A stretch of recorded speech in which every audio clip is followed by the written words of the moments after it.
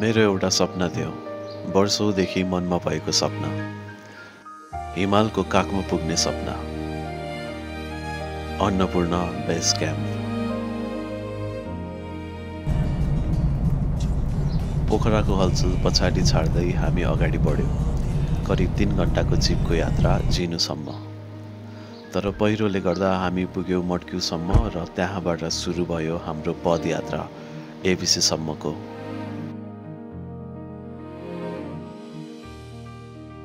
हाम्रो यात्रालाई वर्षाले स्वागत गर्यो अनि हामी अगाडि बढ्यौं।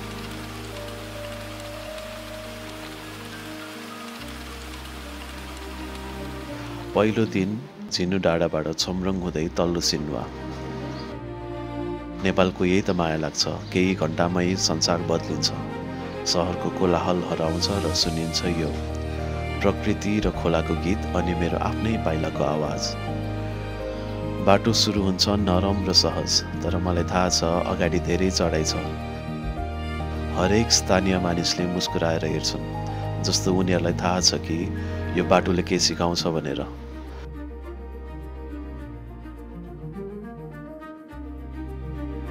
र यसरी नै हामी पुग्यौं तल्लो सिन्वा, 2140 मिटर र प्रकृतिको काखमा,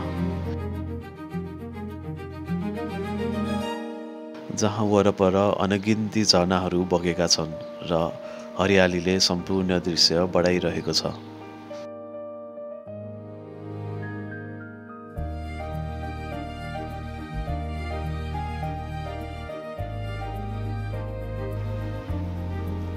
र दोस्रो दिन सुरु भयो अनि हामी फेरि पदयात्रामा लाग्यौं अप्पर सिन्वा तर्फ।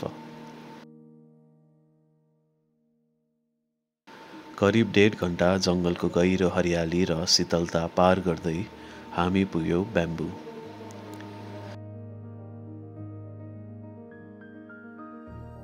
र हिमालयतर्फ अघि बढ्दा म लगभग एक्लै थिएँ। मलाई हरेक कदमले स्वतन्त्र महसुस गराइरहेको थियो। छोटो यात्रा, तर जीवनको सानो उपहार जस्तो। हरेक मोडमा हिमालसँग नजिक महसुस भयो। एक्लोपन, जंगल, हिमालको संगीत सबैले मेरो मनलाई शान्त बनाइदियो।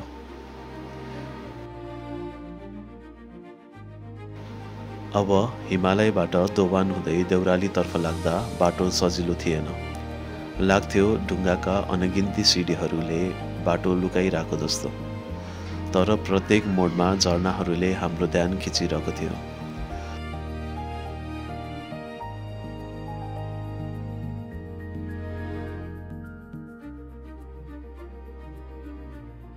हावा, पानी र हरियालीले हाम्रो यात्रालाई मन्त्रमुग्ध बनाइरहेको थियो। र अन्ततः हामी पुग्यौं देउराली, 3230 मिटर माथि।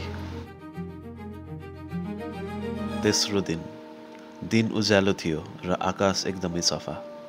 अनि उत्साहले भरिएका हामी हरेक कदममा हिमाल नजिक महसुस गर्दैथ्यौं। हरियालीले ढाकिएका पहाड र जंगली फूलहरू सबैले गर्दा हृदय धेरै नै रमायो। केही घण्टापछि हामी पुग्यौं माछुपुच्छ्रे बेस क्याम्प, 3700 मिटर। थाकेका पाइलाहरूलाई विश्राम दियौं अनि मौसम परिवर्तन हुँदै थियो। उज्यालो दिन एकाएक हुस्सो लाग्यो, नजिकको सबै कुराहरू हराएको जस्तो। उकालोको बाटो कठिन थियो, हावा पातलो र हरेक सासमा थकाइ।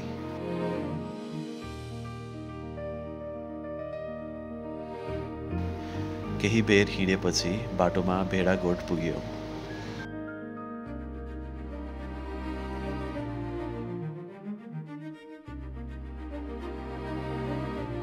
उनीहरू सँगै घाँसमा बसेर विश्राम गर्दा उनीहरू चकित दृश्यले हामीलाई हेर्दै थिए। मेरो जीवनको सुन्दर क्षणहरूमध्ये एक।